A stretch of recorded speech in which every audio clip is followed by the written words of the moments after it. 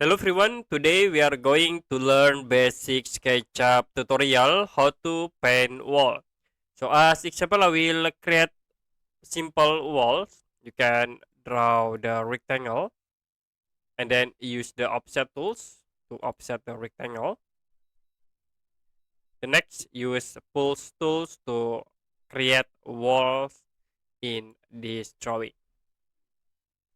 Now, if you want to paint this wall, you can go to material and then you can choose the material type. Like example, I will use the brick. So we have these brick options. Okay, you can resize. As example, I will use this option, and then you can click on the walls to apply the paint. Okay, this is the texture.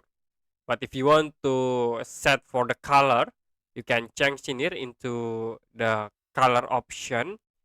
You can go into the solid color and it will be show for the a lot of color in it. Like example, I will use this color. You can click and then you can apply into the wall. Okay, we'll change again into red color. So very easy to paint walls in SketchUp. Okay, that's it for a basic SketchUp tutorial how to paint wall.